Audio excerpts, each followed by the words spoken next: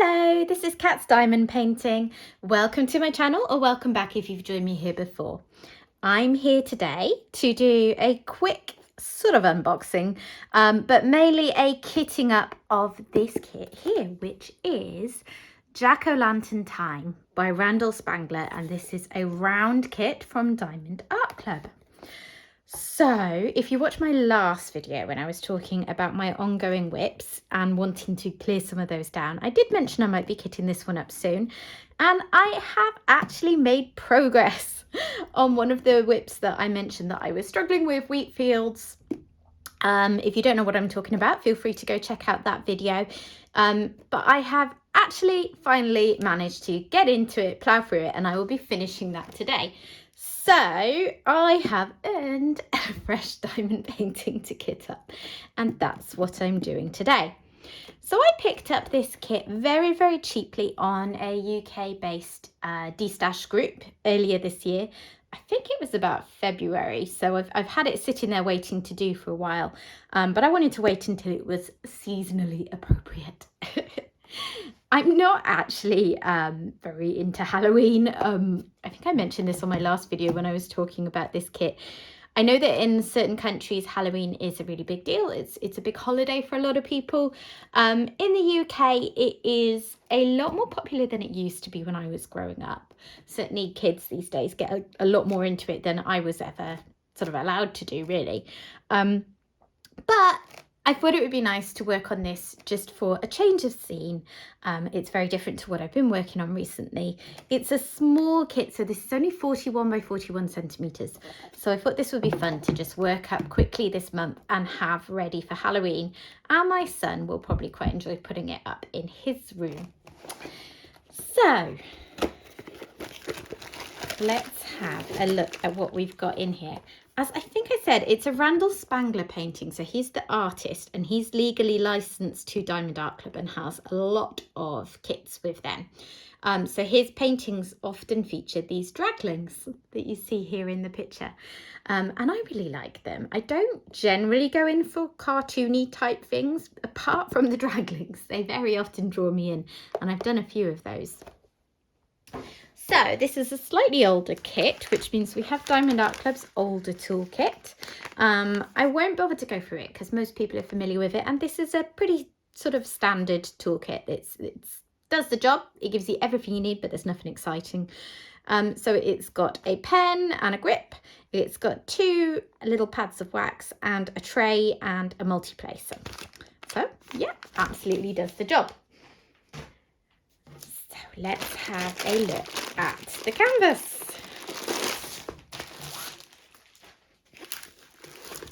I think I'm going to have to roll this back on itself. So let's do that now. I can't remember when I last worked on such a sweet little small painting. I very often work on quite large ones, not because I want to have really large paintings, but because the kind of art that I like lends itself to being done in large sizes. So it's actually fun for me to have a project that I know I will be able to work up quite quickly. So here we go. Let's just pull back ever so slightly so you can see the whole thing. There we are. Sorry about any wobbling there while I was sorting that. So because this is a round painting, the symbols don't necessarily match the colours, and that means it can look a little strange when you're looking at the canvas. So you can see part of the dragling's face, for instance, but his hat kind of blends into the background and makes it a little strange to look at. But once the drills are down, that will all be just fine. So a couple of things to note about this painting. We have 3 AB drills, which I can tell because they have a DMC code under 150, and that is how Diamond Art Club labels things. But also, coming to the bottom here, very excitingly for me, we have 2 glow-in-the-dark drills. These ones starting with an E. And I have not worked with glow-in-the-dark drills before, so I thought that would be really fun. So 42 colours we have here, which to me, for a painting that's only 41 by 41 centimetres, is quite a lot. And yet, when you look at it, I'm not seeing a whole load of confetti. Confetti is where you're changing colours really rapidly. You're doing just a few drills of one, a few drills of another colour, and then moving on. And I'm seeing more blocks of colours. So you've got blocks of certain colours coming down repetitively here. There's a lot of this where I think I'm going to be whizzing through it with a multiplacer, which is exactly what I wanted for my next project, because as I was saying in my last video, I've had a lot of projects on the go that are heavy confetti, and whilst I like confetti, I also like a balance. So yeah, that's quite interesting.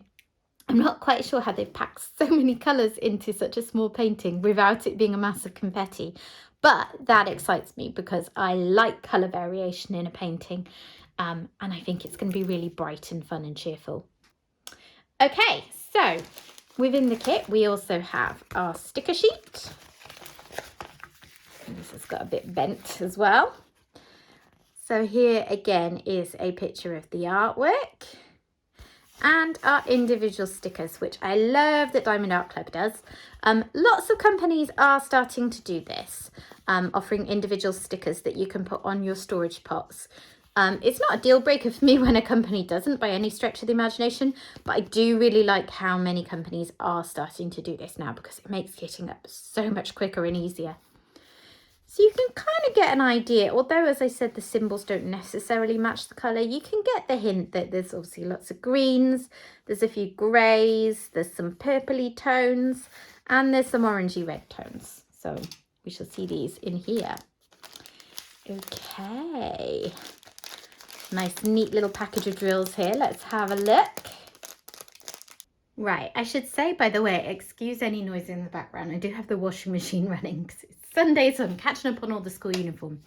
Okay, let's move all these drills out of the way. And I'm just going to use my paper guillotine to separate out the sticker of the picture and the label stickers. Normally, at this point in my kitting up process, I use my my copier printer. What's the word I'm trying to say? My photocopier printer to make a copy of this sheet, so that I can then use a picture of this as a key while I'm working on the painting, and I may not be able to see the whole key at all times. Because this is so small, I just don't think that's going to be a problem. So I'm just going to go straight for this. So now I have my stickers, and I'll just put this to the side. I've decided to use the Elizabeth Ward style storage. I wasn't really sure, sorry, I'm just putting the canvas to the side in the background, which of my storage pots would be the best. And I was thinking of just using my plain round drill pots that have the same size for each of them. But then I just thought, with all of the really small bags of drills that we've got here, that it would feel like a bit of a waste not to use these perfectly nice, small-sized Elizabeth Ward style storage containers. So I'm going to use these. I've got 2 empty sets here, because I will just take the drill boxes that I need from within these 2 kits and mix and match to make a setup that makes sense for me. That said, I know I'm not going to need any really big storage containers, so I have just moved things around to fill this one with lots of the smaller size containers. More than I'm going to need. I haven't actually counted. I'm just doing this one quite casually. But yeah, I'm all set up. I'm ready to go, and I will have all the containers that I need within this. So the first thing I'm going to do is look at the slightly bigger drill containers. What am I saying? The first thing I'm going to do is look at the colours that have slightly more of them and put them in some of my bigger containers. I can do that because Diamond Art Club organises their drills not in DMC colour number. You might be able to see this. You've got like 322, 947, 895. They're random. But by the size of the drill bag, which is why this Elizabeth Ward style storage set is really good for Diamond Art Club kits. I keep saying Elizabeth Ward style storage because Elizabeth Ward is a brand that makes containers just like this. They are hard to get hold of and very expensive if you live in the UK. So I have bought knockoff versions of those, which you can buy at places like AliExpress. And they are usually around 1/3 of the price. So I'm just, as you can see, cutting up my drill bags to have a few to be getting on with. And I'm going to start filling some of these containers. So I'm probably going to end up like massively underfilling most of these containers because I don't really love the really small containers. So I will probably have some that are bigger containers with not many drills in, if that makes sense. Oh my gosh, I'm so rambly today. So when I'm kitting up, I use my biggest tray, which is this tray from Mooney-Made. And I just do my kitting up over this tray to contain any spillage. So we're going straight in with E310. And we are off. So how is everyone today? I think I said at the start, it's a Sunday here, which is an unusual filming day for me because I only film when I am alone in the house generally. Oh. I should also say another thing I do when I'm kitting up is I just have a large bowl to the side for all of the rubbish, just so I can keep things neat and tidy in my work area. Yeah, so it's Sunday, but my husband and son have gone out to the park because it's a really nice afternoon. Oh, a little bit staticky in there. I think I'm going to have to get some dryer sheets to have on hand for this. Not so bad that I can't pour them out, but I do want something to control that a little bit now it's in.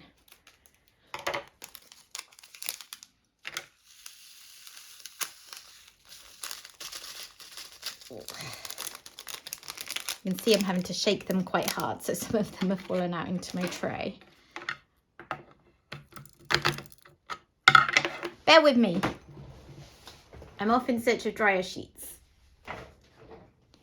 If you are not aware, if you have drills that are kind of jumping around, hard to pour, slightly sticking to the side of the container, as you can see here, that means there's some static in your drills.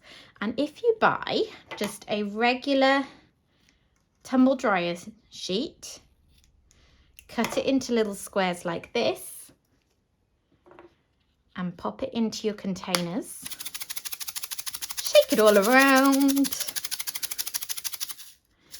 you should find that that static is much better. Actually, it's still sticking to the front.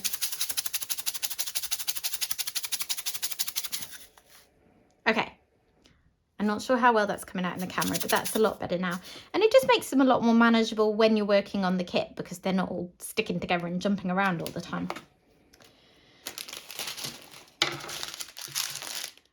So, most of these really do not need a big container. We'll put some of them in just to spread them out. Yeah, so it's Sunday afternoon here. My son and my husband have gone up to the park. I think they've taken a football to knock it around, and then they are going to play tennis at 4 o'clock. I think their court is booked for. So I had a nice bit of peace and quiet. And as I am coming up to finishing my wheat fields painting, as I mentioned earlier on, I will have that done after another half an hour or so of working on it. I thought I'd get this done now so that this evening even, I can crack on with this kit. I hope that they're not all going to be staticky. I am being a bit fussy here because they're not bad. I dealt with far worse static, but I'm finicky, so I prefer to just, deal with them. Let's do, I think this one was also one of the bigger ones. So I'll do that in a big container as well, and then I'll move on to the next size down.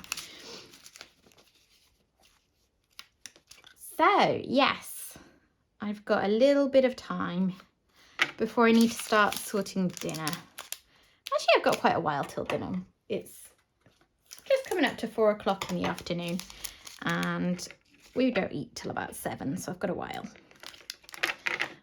Oh, I'm making bolognese tonight, but controversially, because I know a lot of people are really into cooking it like low and slow for a long time. I don't love it done that way because I am really into, like, texturally, it doesn't work for me. So I like I'm fussy about textures in foods. I have certain sort of food aversions and that kind of thing. And I don't like the way mince goes when it's slow cooked. So I will do mine just about an hour before we eat. And my husband's, because my husband is vegetarian, I've mentioned this before. So I have previously batch cooked him a lentil bolognese. I'm just putting these any old order for now, just keep them out of the way. And I'm defrosting that for him. So I try and make it so I don't have to make both kinds of bolognese on the same day, just to minimize cooking. Yeah, so that will be dinner tonight. Nice and easy. And strategic, because what I'll do is make loads and loads of the beef bolognese for my son and I, and then I will freeze a lot of it in small pots so that they can be used for my son for lunches at school. He's a bit like me, he doesn't really love cold food. So he's not particularly keen on things like sandwiches and wraps and stuff like that are normally the kind of go-to for sending packed lunch to school. So we do a lot of sending him food in a thermos that I bought, I think about 2 years ago now, and it's still going strong and it works really, really well. So things like, you know, pesto pasta are good that you can do quickly in the morning. But things like bolognese, where I can make it, freeze it in little small pots, and then it's just a case of cooking up some spaghetti and heating the bolognese in the morning. That is his sort of preferred lunch. So yeah, I'll be doing that. I often feel bad times like this when my husband takes my son out that I never go join them, but I'm just not sporty like them. I mean, obviously I join them to do all sorts of things, but I mean specifically when they go up to the park for a kick around. They are both very fit and sporty and enjoy all kinds of sports, and I am just not. And I really, really need to work on that. I need to start doing more exercise, getting more healthy, all of the rest of it. But it's a little bit of a battle, partly because of health issues. I've spoken before about muscular issues, like chronic muscle pain issues that I have. But it's not just that, because to be honest, in some ways exercise might help some of the problems I have. It's also just I've really, really struggled to enjoy most of it. I've never got into any kind of exercise or sports, really. I have had periods of my life when I've been a lot healthier and gone to the gym and that kind of thing. But it's always a struggle for me. It's supposed to be a thing where if you push yourself hard enough and you get endorphins, you start to enjoy it, isn't it? And I just, my body doesn't seem to have that ability. It never stops being a chore. So yeah, it's a battle, because I know that to be my healthiest self, I do still need to do more exercise. So I've got to start finding ways to work through that better. Meanwhile, husband and son like to swim, play tennis, play football, play cricket, play golf, you name it. My husband actually really likes open water swimming. So he likes swimming in lakes and the sea, if they're clean enough. And he even likes doing that in the middle of the winter when the water's as cold as it gets. And he doesn't wear a wetsuit. He's a strange one.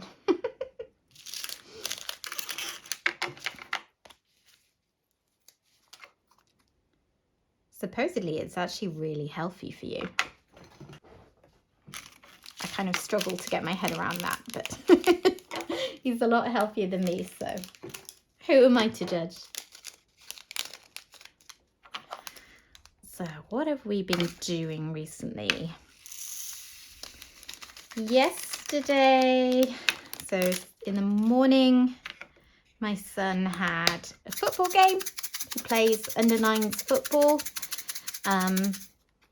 So So they're struggling a little bit this season so far. They did very well last year and moved up a few leagues. So they're now playing tougher teams.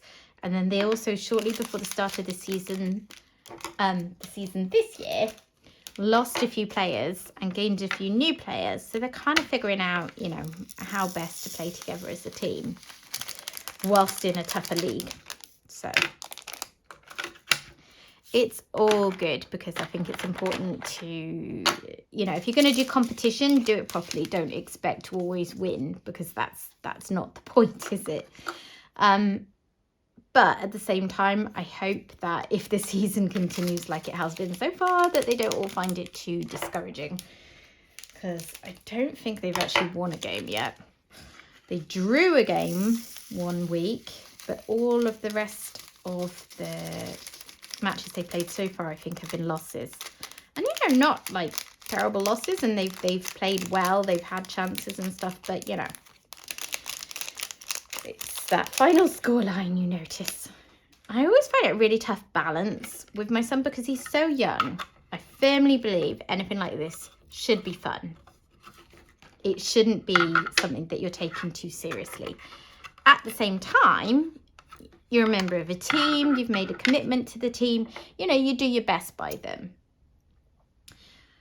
And it's finding that balance, I think, between not taking it too seriously, because he's a really young kid still, but also giving it your best and working as a team to try and do their best. You know, learning those life skills that you can through sport. Anyways, he actually tends to take it in his stride quite well when they lose, but yeah, I hope this season picks up for them a bit soon. We shall see. And then in the afternoon yesterday, we had a friend of my husband's over. Well, he's sort of a friend. So going back to the early stages of the pandemic, my husband registered on a local website for people who had vulnerabilities, who might need more help navigating, you know, all the difficulties of the early stages of the pandemic. And he wound up being assigned to help a local man who is in his 70s, and he is blind. So for him, what am I doing? I haven't even put a dryer sheet in there. I haven't, if you've noticed, I haven't put a dryer sheet in all of them because they haven't all needed it. But I'm being quite fussy about the level of static I will accept before I put a bit of dryer sheet in. So yeah, he is blind, and as a result, as you can imagine, going shopping by himself in a pandemic where people are kind of, you know, worried and wanting to be cautious is tricky. But it's actually also just an everyday problem for him, because if you think about it, and I hadn't thought about this kind of thing before my husband started doing this for him, shopping when you're blind, there's so much that is difficult, isn't there? Like he can't see the food, he can't see the use by dates, he can't tell what's what. It's just not possible. And it's one of those things where I have the privilege of you know, being able to see, so I never thought how difficult that would be for someone before this came up. Anyway, so my husband started going shopping for him just once a week, and the guy, he has like a great support network of family, but they don't all live very locally, so he's not absolutely by himself, but he does need that bit of help every week. So that's great. My husband does that for him every Friday, and they chat and they've got to know each other over the years, because he's been doing this for like 2.5 years now. So this was the first time that we've had him over. So, you know, got some cakes and made some tea, that kind of thing. And we just sat and had a really good chat all afternoon. So it was really fun to finally meet him. And he's a really interesting guy. He was telling us all about his family. He was telling us just about his life, really. And, you know, he's led a really interesting life. And he's the most amazingly positive, accepting person. And it was really fascinating to meet him. So yeah, that was all of yesterday. I can't think what else I've done this week. I've done a lot of diamond painting. I've done stuff around the house.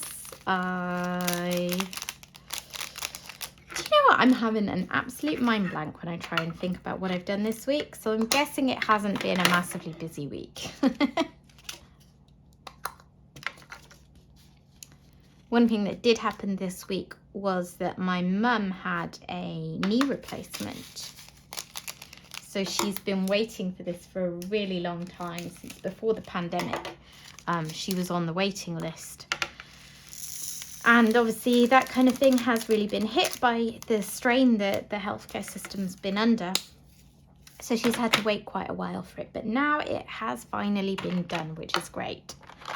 But on the other hand, now comes the recovery. And if you know anything about knee replacements, they do it under local anaesthetic now. Local anaesthetic and sedation, so you don't really know what's going on. But equally, you don't have to be put properly to sleep, which would be a risk factor for my mum because she has had issues with her heart over the last few years. So that was really good because we kind of thought, you know, once she had the heart issues that she'd never be able to have her knee fixed. And that turned out not to be the case. But whilst the surgery itself is, well, not at all minor, but you know, it's a bit less scary, isn't it, if it's local anaesthetic rather than general. The recovery from knee operations is really tough. They did a lot of kind of mental preparation with my mum about how it would be painful, and the success of the operation really, really relies on her being willing to work through that pain to do physio exercises around, you know, bending her knee to get the mobility back. She won't get that mobility automatically. She has to work for it, basically. So yeah, she's been really, really good, really brave. She was starting working on the exercises before she even had the operation so that she'd be ready. And the physios have been really impressed with her straight away. She came home 2 days after she had it done, so that was really good going. And yeah, she's just working on it at home now.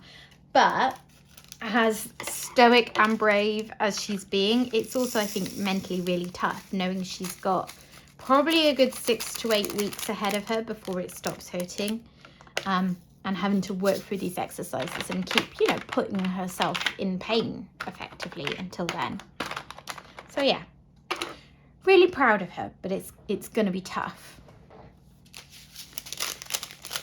And then in other health news, I finally have a rheumatology appointment tomorrow to investigate my issues.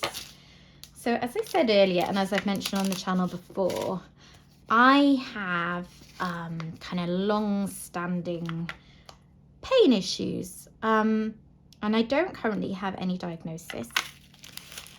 What happens with me is that there are various areas around my body where the muscles just are, I guess, very sensitive. Like, very little can happen and it will cause my muscles to seize up very painfully and cause me discomfort. And it can affect things like being able to just, you know, sit on a sofa comfortably. That's not something I can really do. It affects my sleep because I have to move around a lot into different positions. You know, I can't just lie solidly in one position and sleep well all night. So obviously that affects the quality of my sleep. You know, I can get headaches, I can get very stiff. It's just, it can be a bit miserable, and I end up taking a lot of painkillers, which I don't like to do if I can avoid, but there's often no choice. So I have investigated it with my doctor over the years, and they haven't always been the most helpful. I have been referred for physio. That didn't really help. You know, they didn't really seem to listen to me about the scale of the problems, and I felt a bit fobbed off. But in January of this year, I finally got the doctor to take me a little more seriously and give me a referral. So the referral is for rheumatology because I think they want to investigate autoimmune conditions, things like fibromyalgia, that kind of thing. And I don't know. I'm not going into this appointment with any preconceptions of what it might be. I feel nervous because I'm like, I want them to find something so that I can know what's going on, what the future looks like, and all of that kind of thing. I want to know why I'm built this way, why I suffer with things that other people, don't have to deal with. But equally, I'm quite nervous in case they say I have something that's not very nice. There's medical history between my mum and my dad of certain problems that they have, which are kind of more muscular in my dad's position and then more autoimmune from my mum's point of view. So I kind of wonder if, genetically I'm a sort of combination of the two of those, if that makes sense. We shall see. I've had problems with sore muscles, like just getting tight shoulders and things since even when I was a teenager. It started really quite young, and through my 20s there were problems quite often. I'd often have to say to my husband, like, can you massage my shoulders because they're so tight, I'm not going to be able to sleep comfortably. And I was starting to get sciatica type pain down my legs and like real discomfort in my glutes and my hips and all of these problem areas.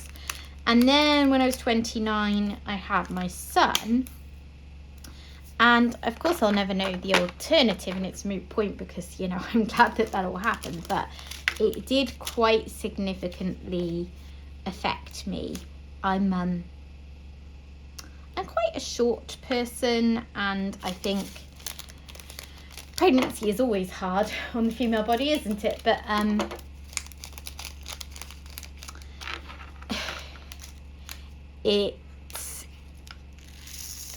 I had a normal sized baby, and I have a normal size. I have a particularly short body. I don't have much torso for him to grow into. So I had a very big bump, and I think that put a lot of strain on my body, and there's parts that just feel like they've never really recovered, and he's almost 9. So then throughout my 30s, I'm now 38, everything's just continued to get worse and worse and worse, and I feel like the rate of deterioration is getting faster, and it's limiting my life in certain ways. There are things that I cannot do comfortably that are quite integral to life, like often sleeping. So yeah, this is why I really want to investigate, and why I hope they can give me some answers about what's going on with me, but hopefully answers that aren't too scary and horrible. I'm a little bit nervous just about going into the hospital and having to explain it all, and yeah, I think I'll be glad when tomorrow is over, when I've had the appointment, and I hopefully have a bit more insight, or at least a plan for maybe how they might investigate things further. But honestly, I don't know what to expect, and that's part of what's making me nervous as well. Wow, I am the queen of rambling today. And you can probably now hear the washing machine on a spin cycle in the background, so I hope that's not too distracting. Oof. What else has been up with me? I suppose the only other thing we've been focusing on a lot this past week is my son's birthday, because he's going to be 9 in November.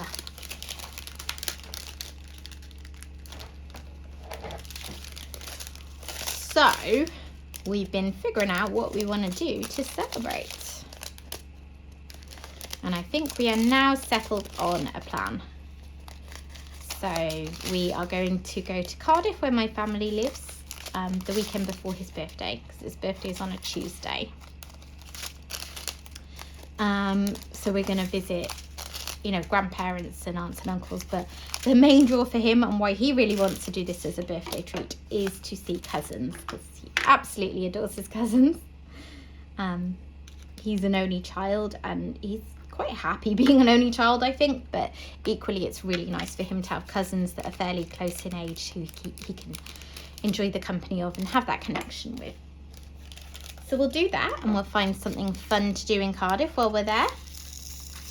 And then on his actual birthday, it's a football training day. So he'll go to school, obviously, and then after school we thought we would maybe go play pool, because he really enjoys that, and take a friend along, and then he will go to football training. And then either he will give me some request for a favourite meal to make, or we'll do something like get a takeaway. And then the main thing that we have been planning is a birthday party for the following weekend. We weren't sure if we could manage to do a birthday party this year, but we're just kind of pushing ourselves to make it happen, because it's 9th birthday. I feel like, oh, what am I doing? I've already got some here.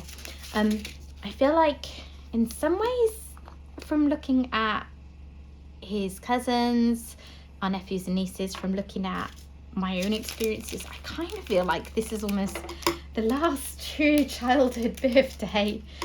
A bit maudlin. 10-year-olds, I just feel like they're kind of starting to transition towards being teenagers, and they're growing up, and that's exciting and different and a whole new stage of life, which is great. But I kind of wanted to make a fuss, for his last proper true childhood birthday. Not to mention the fact that he hasn't been able to do very much for the past couple of years because of the pandemic. Like last year we went to an aquarium at his request and took a friend with us and had a fun day out. The year before we were actually in lockdown during his birthday, so we couldn't do anything apart from see some people that we're in a support bubble with. So yeah, he's, like most kids, he's had to deal with missing a fair few things in the last couple of years. So that was our thinking. So he's not necessarily the best at thinking of what he would like to do. But my husband had a suggestion which he thought sounded brilliant. So we are going to be taking him and some friends to play laser combat, which is like, people call it different. Laser tag, laser quest, the kind of thing like where you run around in the dark and you have packs on you, and then you kind of shoot each other with laser guns and score points. I don't know. I remember enjoying it when I was his age. I would not enjoy it so much now. I think my husband will go in with them, but I will sit and wait outside. And then we'll take them downstairs within that complex to where there's a Frankie and Benny's, and get them all the kids menu, because luckily they're still at the size where you can get away with the kids menu. Because I don't know about where you are, but here in the UK, when you go out for food, adult meals can obviously be expensive. Quite often kids menus are incredibly good value compared to adult menus. So like I think at Frankie and Benny's, for instance, they have like a little kids menu, and then they have the bigger kids menu, which is what they will all order from. And the little kids menu, I can't remember, but the big kids menu I think is something like $6 or $7.99 per child, and for that they get like a main, a side, a dessert, and a drink. And then you look at the adults menu and you're paying like 12, 13, maybe more pounds just for your main. So yeah, we thought that would be a good opportunity. So we're kind of saving up and putting money aside for that, just to give him the birthday that he deserves. So yeah, he's really excited. We've had some invitations come in the post, so we're just writing those out. We've been encouraging him to think through who he wants to invite, because obviously we can't just invite everyone. He's picking a certain number of friends to come along, and it should be fun. I really need to start getting organised for his birthday and Christmas, because normally by this stage I have got a few things in, and I'm feeling like things are under control. And this year I haven't got anything sorted yet. Oh, sorry, the cat decided to push the door open and the washing machine was on a spin cycle, and now the cat is in the room with me using his scratching post. So that's what all those strange noises are. And he is now hopefully going to settle down. No, he's about to go out the room again.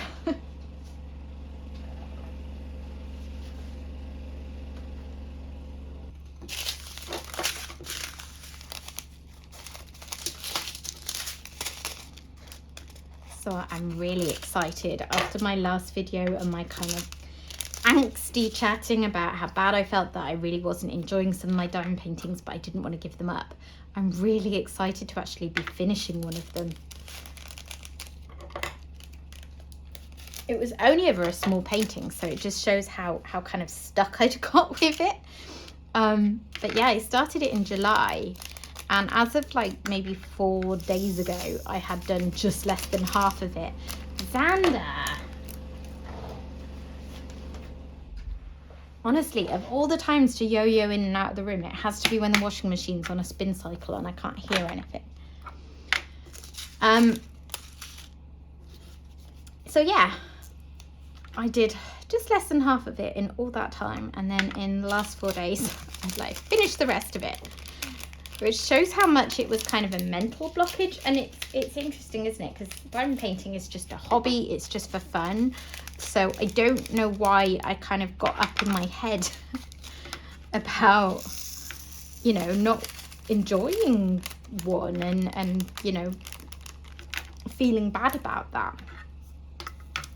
But anyway, it is done now and it looks great, which is why I didn't want to give up on it. Only a few of these left to go.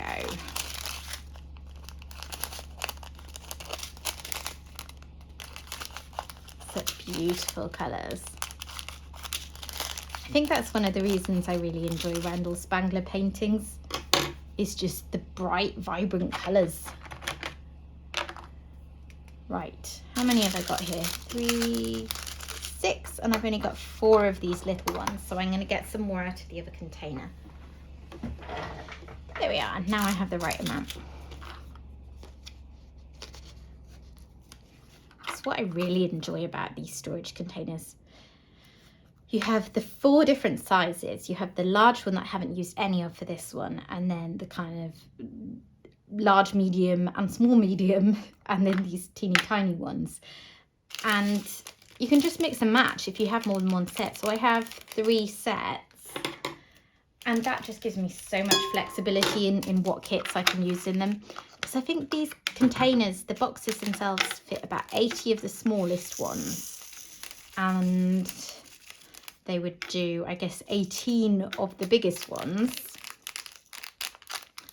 So you could imagine that covers quite a wide range of painting styles that these are a good fit for.